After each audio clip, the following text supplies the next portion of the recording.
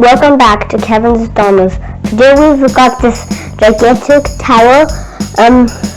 I see you can't see it on the tower, but it's like there'd only be like 2 or 3 more dominoes.